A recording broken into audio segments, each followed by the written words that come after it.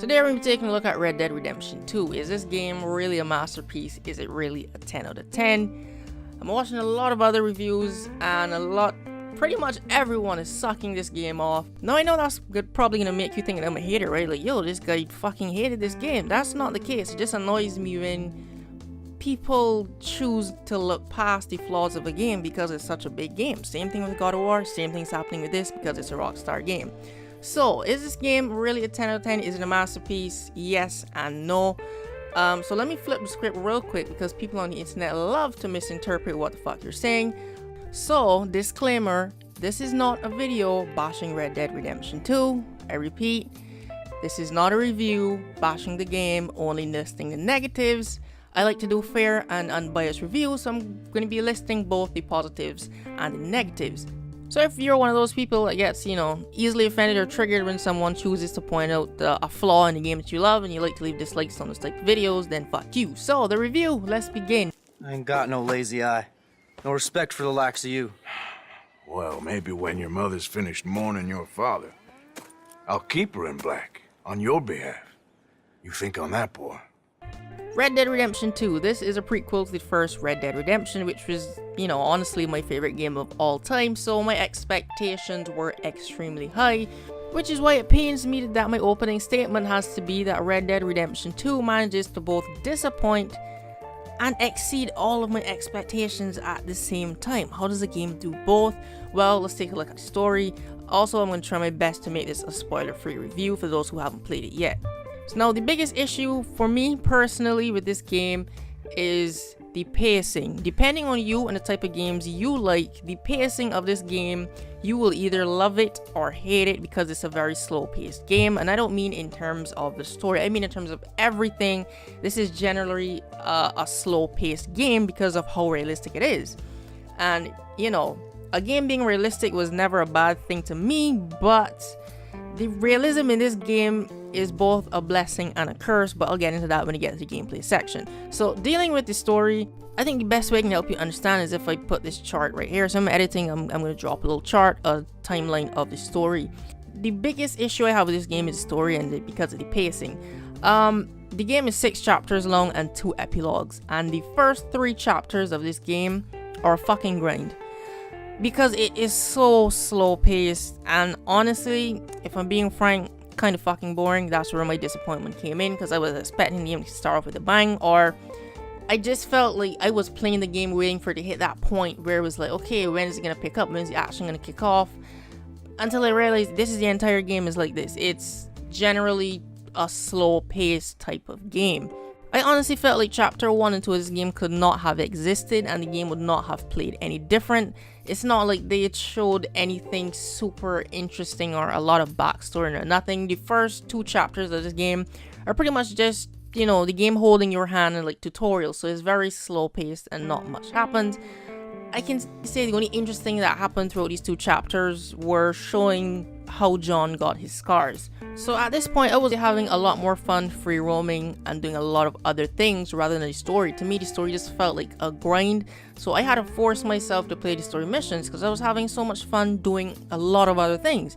But coming on to the end of chapter 3, the game seemingly started to do like a 180. The missions started to get really interesting. I was like, okay, maybe I've hit that point where the game picks up.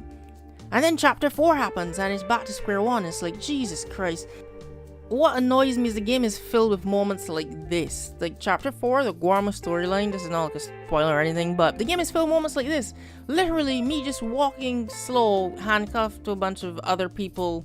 Nothing is happening. Like, why are you making me do this? Can you put this in like a small cutscene showing that, we're walking or whatever? The game is filled with moments like this where you're putting me to do this kind of mediocre task, like just walking aimlessly for 5 minutes. I'm just like, please put this in a cutscene. Like, the game is filled with moments like this and it honestly annoys me. And then it happens, ladies and gentlemen, when you get to chapter 5, from chapter 5 straight through the end of the game, I don't mean chapter 6, from chapter 5 straight to the end of epilogue 2, the game is everything that I wanted it to be. Action, mission after mission, the story is completely interesting, everything just starts kicking off. There's drama, there's treachery, there's plot twists, there, yo, chapter 5 straight to the end of the game, 10 out of 10 would play again. And I was just like, this is a Rockstar, no, so what the fuck happened for like the first 3/4 of the game? Why was it so honestly boring? And I honestly think that they just tried to, I don't know, flesh out the game as much as possible to just, I don't know, maybe make it 60 hours, but first, like, the 3/4 of the game, I wasn't fucking with it, but chapter 5 straight to the end is fucking fantastic. You will enjoy it, especially the epilogue if you're a fan of the first Red Dead Redemption. I saw a lot of people saying that they found the epilogues boring, but that's because they never played the first Red Dead Redemption, so it doesn't seem like much to them. But if you were a fan of that game, it's a nice throwback to those players, and yeah, end of the game, fucking fantastic. So that's the rundown of the story. I know it took a long time, but I just want to like warn people as much as possible. Don't go into this expecting it to be like GTA, and you know, because the pacing is honestly gonna be very slow. Didn't expect this to take so much time, but yeah, from here on out it's gonna be like honestly a bunch of positives, because like I said, the story was the biggest issue I had with this game. So on to the gameplay section. The gameplay is extremely fun. Free roaming is the best part of this game. There are a lot of stranger encounters, which are like little side missions, and then you just have random encounters with stuff like people wanting help. Like, for instance, someone horse died, they want to drop into town, and they will actually remember your, you know, that you helped them later on in the game. This happened to me. I helped someone who got their foot stuck in a bear trap. Later in the game, they were like, hey, I remember you. You saved me. Go into this store and buy whatever you want. It's on me. So of course I went in there and I bought the most expensive thing. But you know, it's extremely realistic. So little things like that honestly make interesting. Bonding with your horse. I thought I was not gonna like it when I was reading about it for the game, but this actually turned out to be one of my favorite features.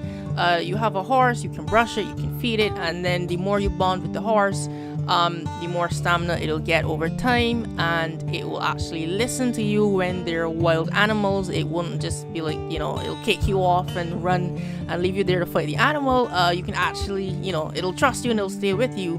So as you bond with the horse over time, you can unlock a lot more features.